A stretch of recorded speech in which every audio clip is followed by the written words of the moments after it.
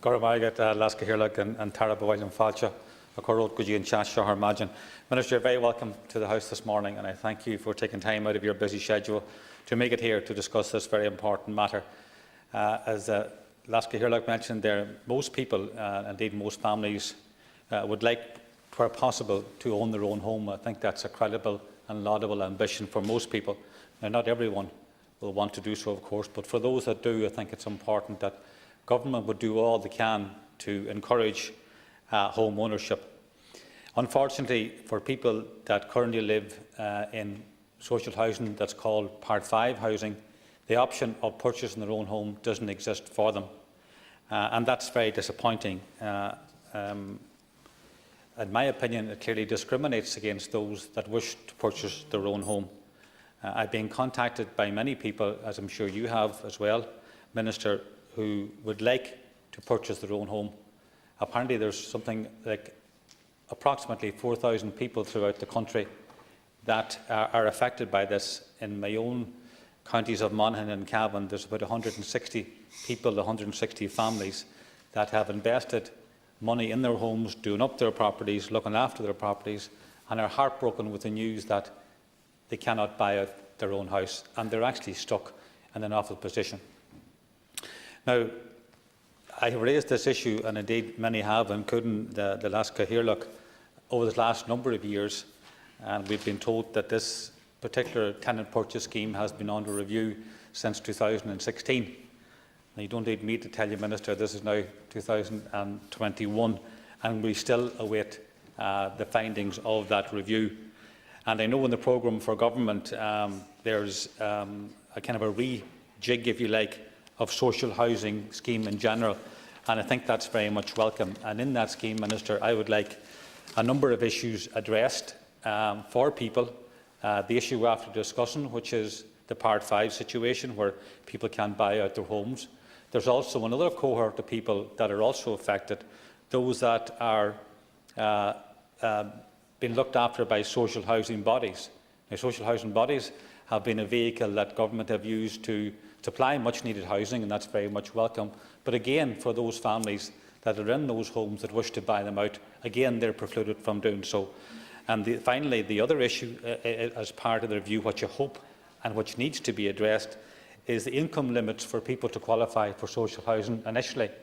Currently, in the part of the world that I come from, and indeed I'm sure it's someone similar with yourself, Minister, for a single person the threshold is something like 25,000, and for a young couple it's only 26,250 euro as the ceiling. Now, that's approximately 13,000 each of a salary, which is totally out of kilter of where the real world is at. So those are a couple of issues that I would hope, Minister, that you might have some positive news for us this morning that will be addressed as part of this review, and I look forward to your comments in that regard. Gormagat. Senator, Minister, you form. Thank you, Cathaoirleach, and I thank Senator Gallagher for raising these issues this morning. Unfortunately, Minister O'Brien gives his apologies. They're directly under his area, both issues. The Tenant Incremental Purchase Scheme 2016 for local authority housing is underpinned by Part 3 of the Housing Miscellaneous Provisions Act 2014 and the Associated Housing Sale of Local Authority Houses Regulations 2015. The scheme is open to eligible tenants, including joint tenants, of local authority houses that are available for sale under the scheme. To be eligible, tenants must meet certain criteria, including having a minimum reckonable income of €15,000 per annum and having been in receipt of social housing support for at least 1 year.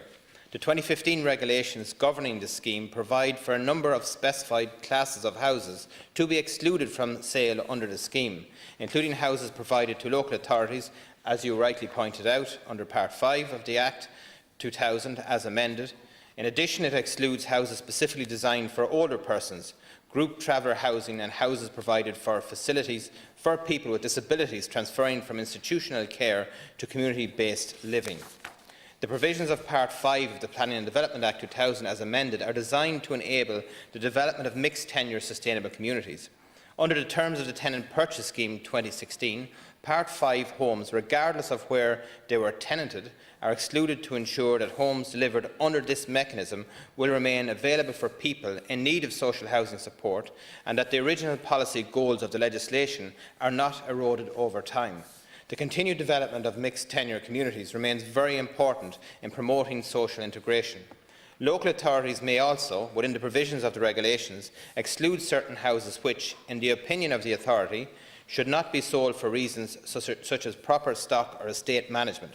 It is a matter for each individual local authority to administer the scheme in its operational area in line with the overarching provisions of the governing legislation for the scheme and the manner appropriate to its housing requirements. A review of the first 12 months of the scheme's operation has been undertaken. The specific issue in respect of Part 5 properties has come to the Department's attention as part of that review. The programme for government commits to maintaining the right of social housing tenants to purchase their own home, with reforms envisaged to the current scheme, including a requirement that the tenant has been in situ in the home for at least 10 years, a reduction in the discount to a minimum of 25%, and to ensure the local authorities have the first call on the purchase. The programme for government also commits to putting affordability at the heart of the housing system, prioritising increased supply of public, social and affordable homes, and increasing the social housing stock by more than 15,000, with emphasis on new builds. There are many other housing-related commitments in other areas within the Department that are focusing on right now, and will be subject to a fresh plan from the Housing Minister, which he intends to publish later this year. The review of the Tenant Incremental Purchase Scheme 2016 and the commitments in the programme for government are being examined as part of that work and the broader social housing reform agenda. The Minister expects to be in a position to finalise changes to the scheme once the work on these reform measures are complete. Thank you. Thank you, Minister. Senator. Yeah, Cormagat and Tara, Minister, thank you for your response. I suppose up until the last few lines, it's a disappointing response. But I am heartened by the fact that the Minister may publish later this year, and I'm certainly hoping that the reform, which is much needed, will address the three issues that I raised. That is, namely, for those that want to buy out their homes, the opportunity will be there to do so, whether they're in Part 5 housing or whether they're in housing provided by a social housing body. And also the other issue that's in need of much reform, that is, the income limits, will also be addressed as well to reflect where people are at financially in their lives. Senator, Minister, 1 minute. Thank you, Cathaoirleach. And I thank Senator Gallagher for raising these important issues. And I have, as Minister, too, been pressing for the conclusion of both of these reviews within the Department.